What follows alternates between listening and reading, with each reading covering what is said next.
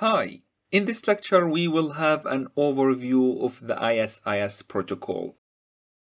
Intermediate System to Intermediate System, ISIS, is a link state routing protocol that is commonly found in service providers and some enterprise networks.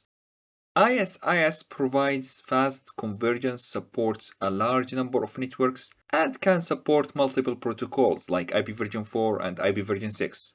Cisco uses ISIS in a lot of underlying technologies, such as Fabric Path, Overlay Transport Virtualization, OTV, Application-Centric Infrastructure, ACI, and Software-Defined Access, the SD access. So ISIS is widely used behind the scene and rarely used as a configurable interior gateway protocol in data centers.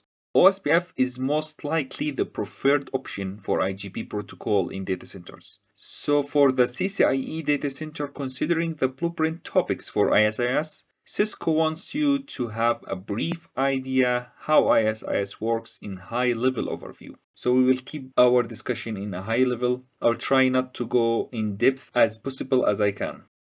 ISIS is typically used, as I mentioned, in the core of the service provider networks. It's highly scalable and support both IP version 4 and IP version 6.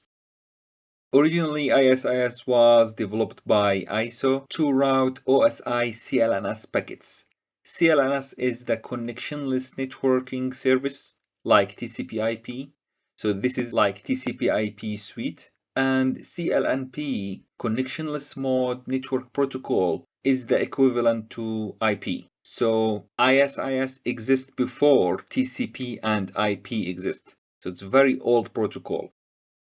ISO terminology for systems, when we have a router, we call it intermediate system, and the host called end system. So the IGP routing protocol, ISIS, means router to router protocol. This is the original name. And for communication between a host and router, like for example IGMP, it's a protocol to communicate between a host and router, right? So in this case, for ISIS terminology, or for ISO terminology actually, called ESIS, in system to intermediate system.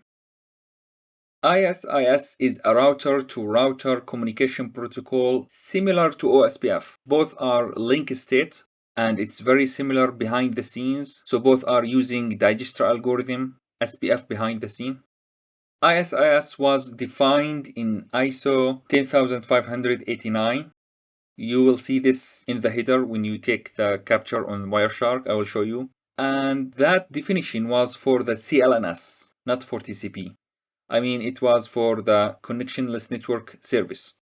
And later on in RFC 1195, they defined the ISIS to work with TCP/IP, which we call integrated ISIS.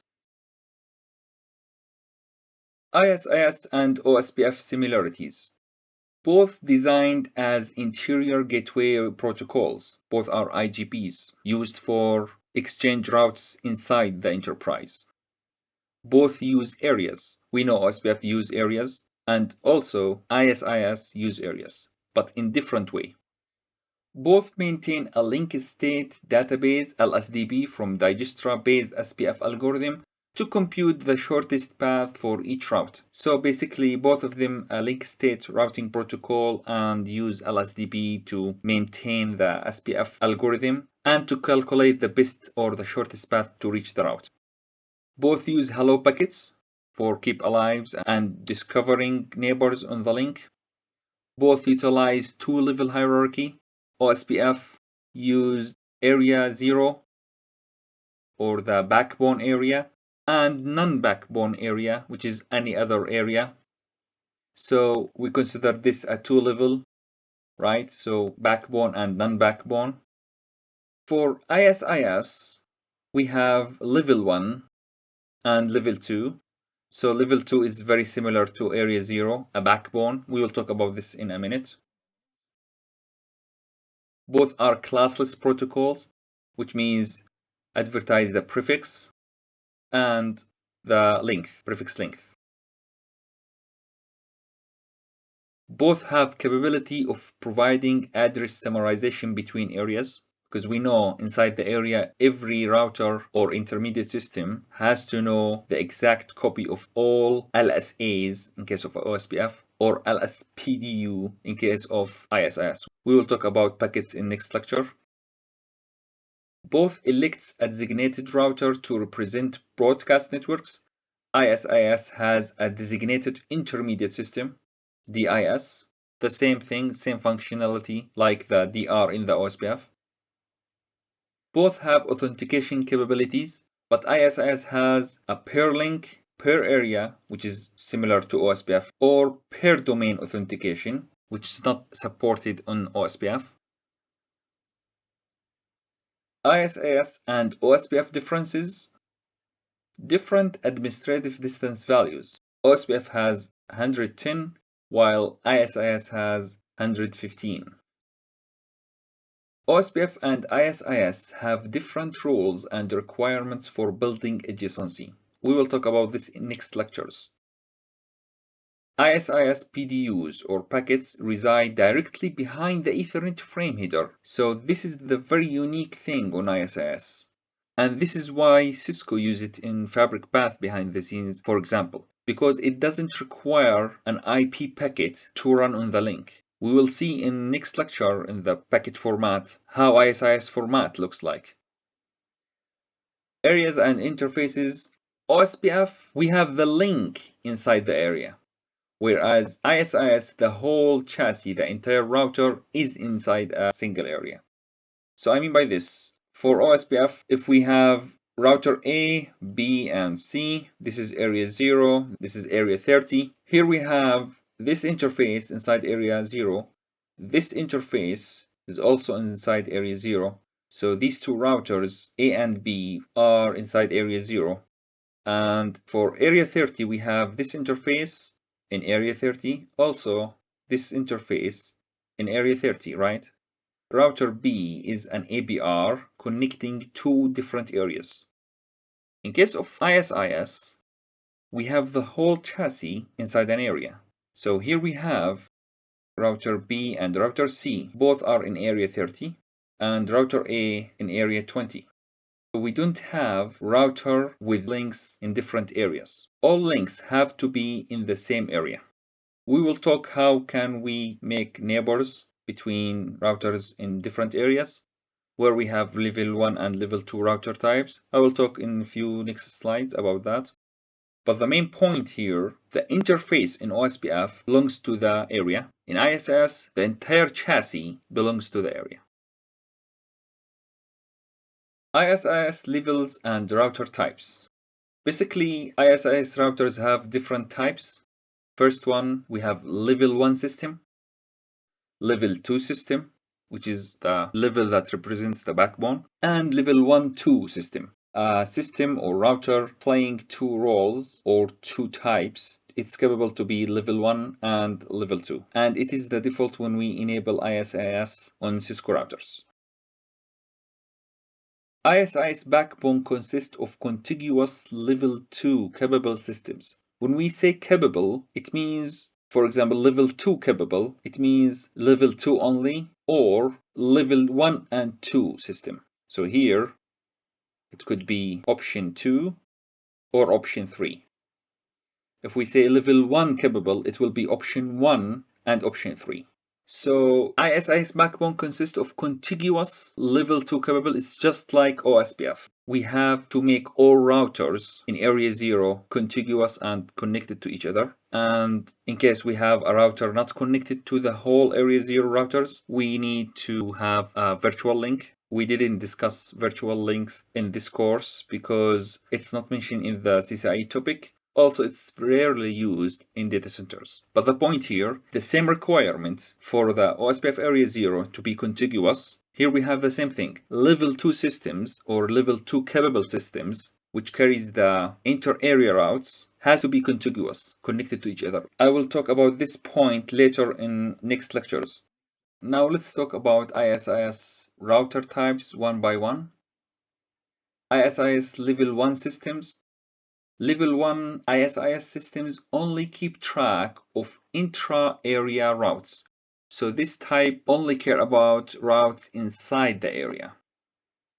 Level 1 systems must send traffic to Level 2 systems in order to route traffic to another area. So here where we need Level 1, 2 systems or Level 2 capable systems, because in order Level 1 system to send a traffic outside its area, it has to contact a backbone system or a backbone router, which is Level 2 capable router. Level 1 system will only form adjacency with another Level 1 capable system in the same area. So the point for Level 1 router or system to form a Level 1 relationship, it has to be in the same area. This is one point. Another point is the Level 1 capable. So Level 1 capable could be a Level 1 system or Level 1, Level 2, right? So back to the previous point, here where we need Level 1, Level 2 system in order to send routes outside the area, because Level 1 only can't have an adjacency with Level 2 only, right? So in that case, it can't send out its route outside the area. So it has to have adjacency with a Level 1, 2 system, and that Level 1, 2 system will have another adjacency with Level 2 capable system to have routes from outside the area. So basically, Level 1 has to have a Level 1 capable neighbor in order to have adjacency. Like a not-so-stubby area router in OSPF, Level 1 has a default route from Level 2 capable system in order to reach outside subnets. I mean here outside the area subnets or inter-area subnets, and it has ability to redistribute inside the ISIS domain. So just like the not-so-stubby area or totally not-so-stubby area, because it has a default route by default. For example, here we have Area 20 and Area 30. All of them are Level 1 routers. You can see here Router B and Router C formed an adjacency because they are in the same area. Router B and Router A didn't form the adjacency because they are in different areas. So Area 20 with Area 30 for Level 1 can't have adjacency. It has to be in the same area. It is a condition here, in the same area. Okay. ISIS Level 2 systems. Level 2 ISIS systems keep track of inter-area routes. Inter-area routes means routes between areas, routes outside the local area. Level 2 ISIS system will only form adjacency with another Level 2 capable system regardless of the area. And Level 2 capable is Level 2 only or Level 1, Level 2 system, right? And that is regardless of the configured area. Level 2 system links form the backbone in ISIS and must be contiguous. So contiguous means something like this. Here we have router X, router Y, and router Z are connected to each other. Router X is a Level 2 only. Router Y is a Level 2 only. They are inside the same area. We don't care for Level 2. And router Z is also a Level 2 only in another area. So no problem. We have adjacency. Let's assume here we have a Level 2 router. Let's assume router C is a Level 2. So that is not acceptable because there is a router in between, which is Level 1, so that we can't have a contiguous Level 2 connected routers or connected adjacencies. For Level 1, Level 2 systems, single device plays both roles, Level 1 and Level 2 at the same time, which maintains separate Level 1 and Level 2 databases and SPF trees, just like the ABR in the OSPF. Same concept. ABR in OSPF runs separate LSDBs per area and runs separate SPF per area. Level 1, 2 is the Cisco default system type, as mentioned previously, and is just like the ABR in OSPF. Level 1, 2 used as exit point from level 1 to a level 2. Injects default route into level 1. So if you look at this topology, here we have the same two areas, area 20 and area 30. Router C is a level 1 and has a level 1 adjacency with router B. Router B now is a level 1, level 2 router. So without having level 1, level 2 router C will not be able to reach inter-area routes or advertise its local routes outside area 30. So level 1, level 2 router, in this case router B, give router C, the level 1 only router, the ability to exit from level 1 to level 2 by forming this level 1 adjacency and another level 2 adjacency with a level 2 router, which is router Z in this case. And router Z make another level 2 adjacency with router Y, level 1, level 2, make level 1 adjacency with router A because they are in the same area, area 20. And we have another level 1, level 2 router in the same area. In this case, we will have two neighbor types, level 1 and level 2. So basically, level 1, level 2 routers are playing a role very similar to the ABR in OSPF, because they are the exit point outside the area to reach the inter-area routes. Let's have a summary for resulting adjacency. If the first neighbor level is level 1 only, the second one is level 1 only, and if they have the same area, the resulting adjacency will be level 1. If we have level 1 only with level 1, level 2 capable router, then we have level 1 adjacency. If they are in different areas, then no adjacency. And if we have level 1 only with level 2 only, regardless of the configured area, we will not have any adjacency.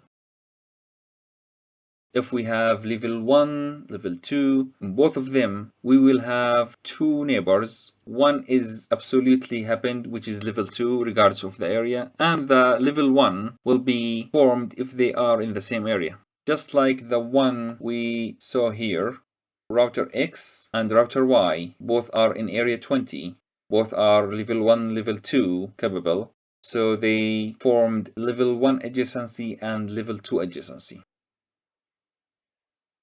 Level 1, level 2 with level 2 only. Here we have only level 2 adjacency. And last thing, level 2 only with level 2 only also will have level 2 adjacency regardless of the area, because level 2 adjacency doesn't require to have the same area, doesn't matter the area configured. I hope that was useful. Thanks for watching.